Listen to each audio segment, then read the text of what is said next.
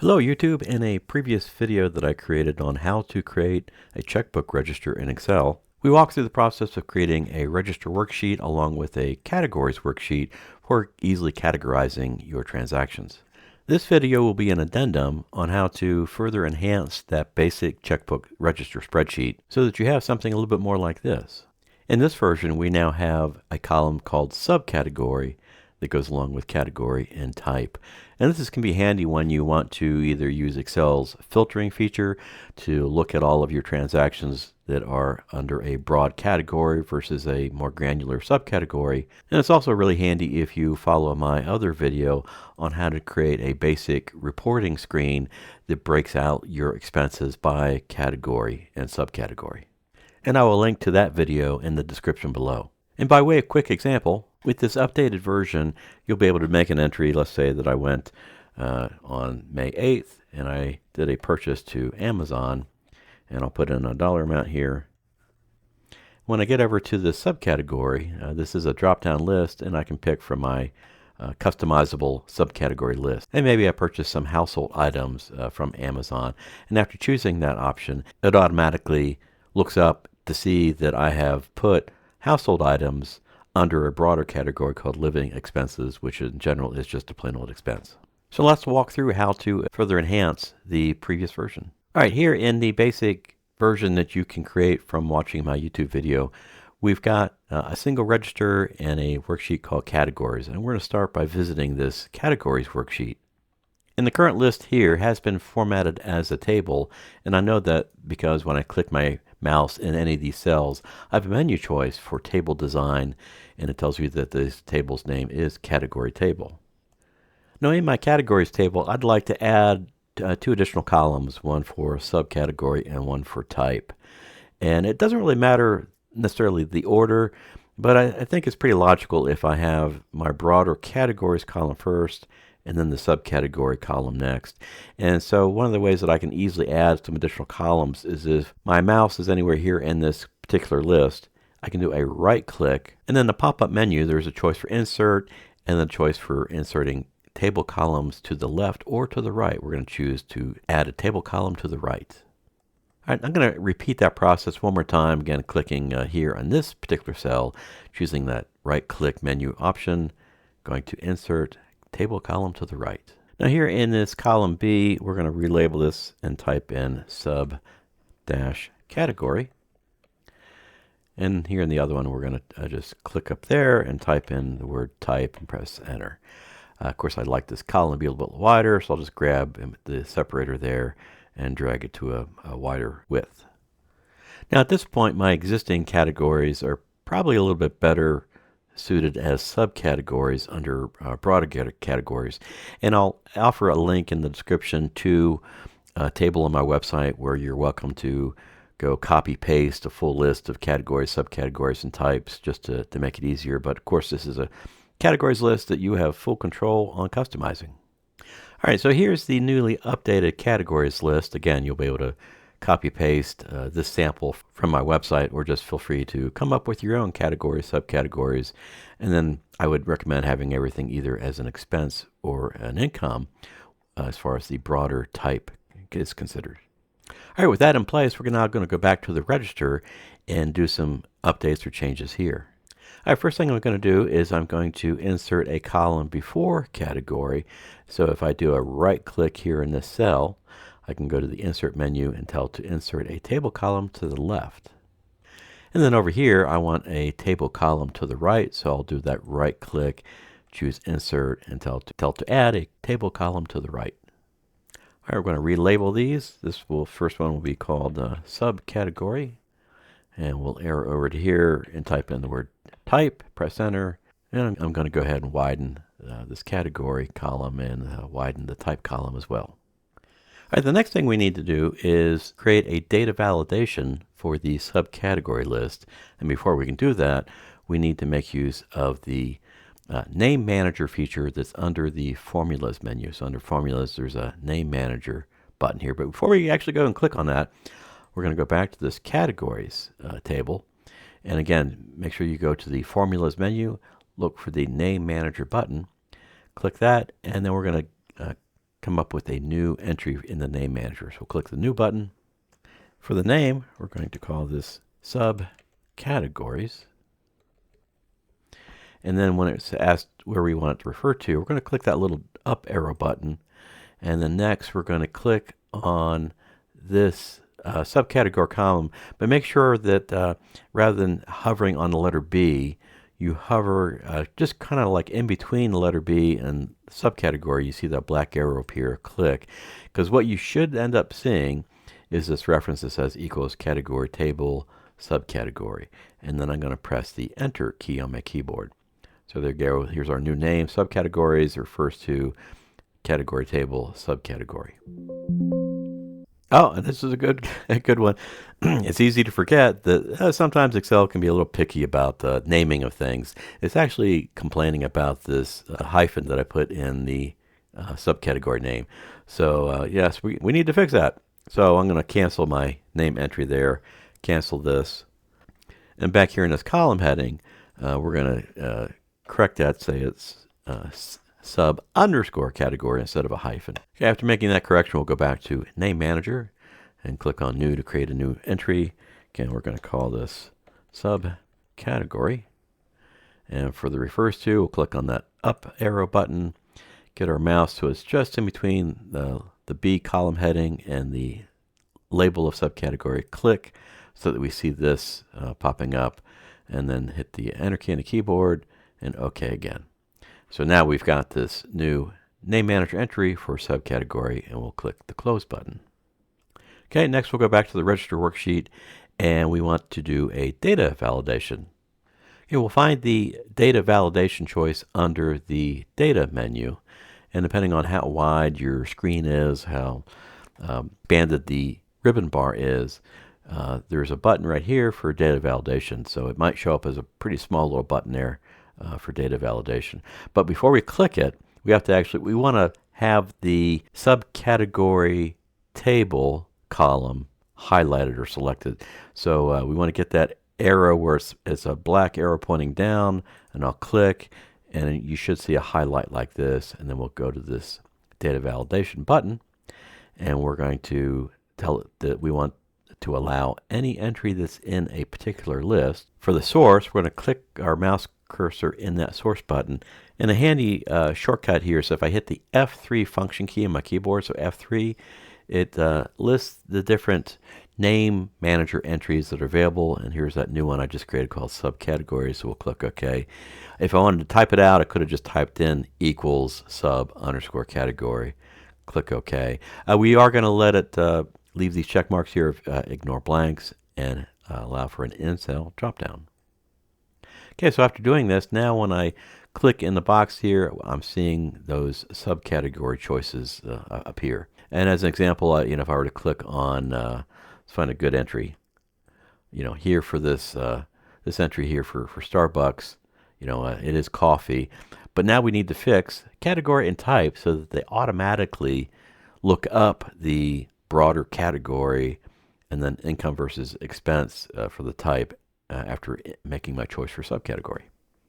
And now before we get the formulas in here for category and type, we need to clear out the old data validation settings that are in here because they're totally now incorrect or inappropriate. So we need to get our mouse just up above the label of category, get that black arrow to appear, click with the mouse, and we're going to visit this data validation button up here and tell it to clear all, because we don't want any data validation on that. And also repeat that with the type. So get your mouse just so it turns to that black arrow, click, back to the data validation button, and again click on clear all to clear out the current data validation settings. If your current spreadsheet already has entries for category, it may be that you'd want to copy those over to the subcategory column, because that probably is how you originally were categorizing your entries. But here in my sample, what I'm going to do is I'm just going to highlight those entries with my mouse, hit the delete key to blank those out. Now the formula that we're going to use is a combination of the index function and the match function. XLOOKUP is also a great alternative, but it does require that you have a newer version of Excel to use XLOOKUP, typically the Excel version 2021 or newer. but by using index and match, this will work with older versions of Excel, I think back to Excel 2013. All right, so I have my cursor here in this first category cell, and I'm going to click my mouse up in the formula bar and start typing the equal sign. And then I'm going to type in the word index. And you'll notice that Excel will just start to pop up formula functions that start with the letters that I typed. And right there is the index that I want.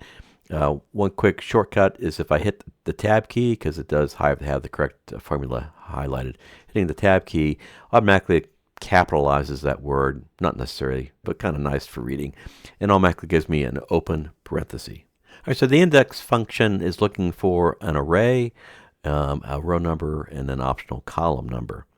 So we have to tell what array to be looking at. The array is here in our categories list. So we want it to index this categories column. So I need to get my cursor there where it turns to that black arrow, as long as my mouse is right in between that dividing line of the A heading and the word categories.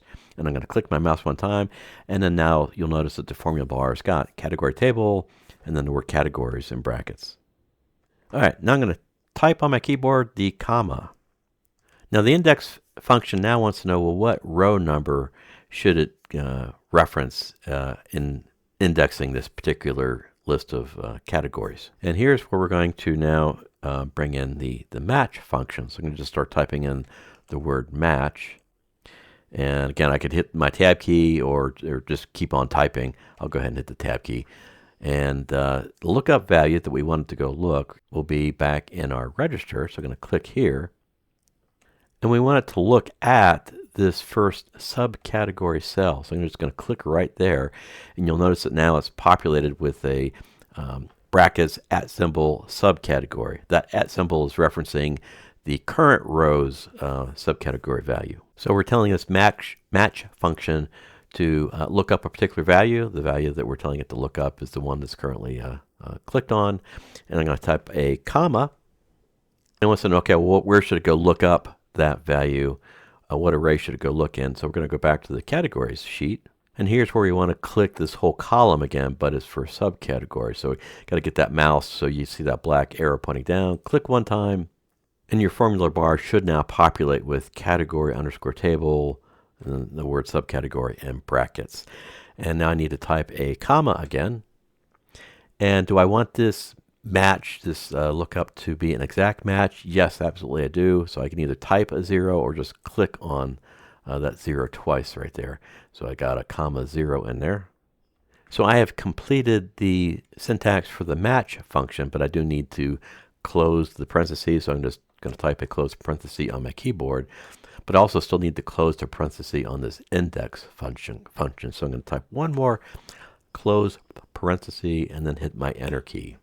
And so what has happened is it is now correctly finding the categories to go with the subcategory. So as a quick test of our new formula, I'll put in a sample entry for Walmart, put in a dollar amount, and when I get over to the subcategory column, I'll click my drop down, pick out a choice, and see that it has correctly populated the category column. However, we want to get rid of this #NA error. Quite annoying to see that. This NA error, or not available, is saying that it's unable to find a match because the subcategory field is blank for these other rows. So we want to fix that. So I'm going to click up in this first sample category cell, click my cursor up there in the formula bar, and add in if NA open parenthesis. And then here at the very end, click my cursor at the very end, type in a comma, double quote, close parenthesis. So what we're saying is if the not available test fails, in other words, we're not getting a NA condition, go ahead and do the full formula to find the value. But if we do get an NA not available condition, then just put nothing in the cells. That's what the double quote will do for us. So after pressing enter, that has now cleaned up our results. All right, next we want to do our formula for the type column. And again, this will be similar to the category.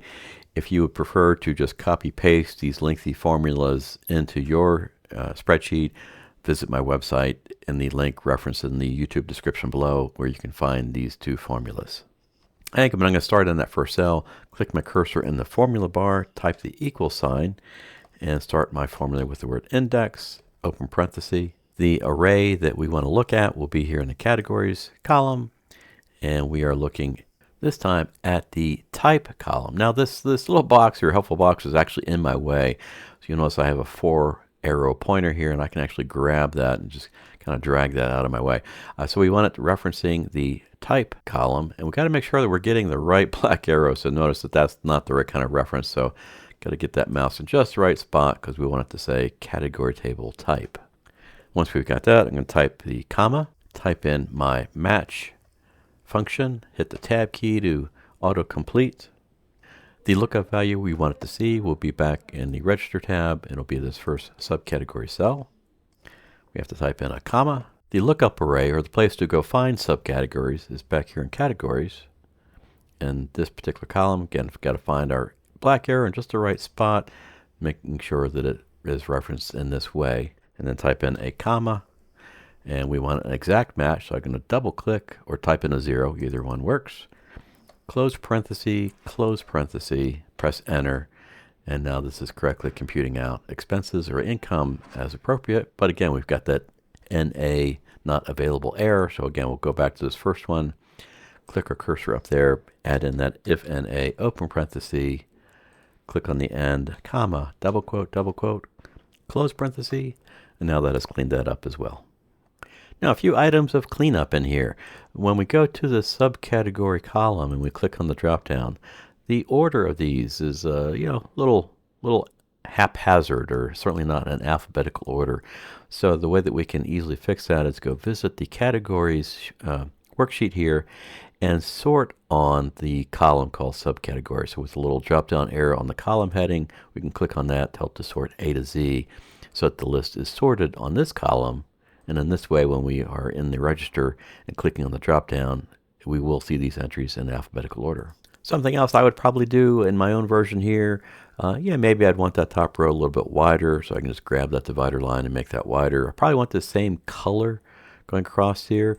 Now, if I click my cursor on an existing cell with that shade, go to the fill color box, I can see that, okay, that's the turquoise is currently in effect. So if I come over here, mouse over those cells and go back to my drop down here, I can pick that same shade of turquoise. Something else I might also do, I might just highlight that entire row, because perhaps I might like this text here to be centered vertically. So I'll do this middle align button to shift that up like that. And now that I have this particular register in the way I would like it, I might want to make a copy of it for additional bank accounts. So if I do a right click on that register worksheet down at the bottom, choose move or copy, make sure I click on the checkbox for create a copy, decide where I would like this copy to be made. I'm going to tell it to put it before the category sheet.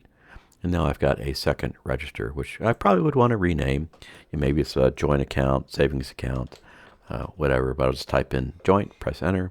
First one maybe is going to be called main checking or something similar. Also keep in mind that for any of these registers that are using Excel's table formatting, you do have the option under the table design menu to pick different colors, different shades for your registers. And with your registers now supporting subcategory and type, you might like to look at the next YouTube video that shows how to add a reporting sheet that will categorize your expenses by category, subcategory with breakdown, along with how to do then slicer buttons so that you can focus in on specific years or specific months of your transactions.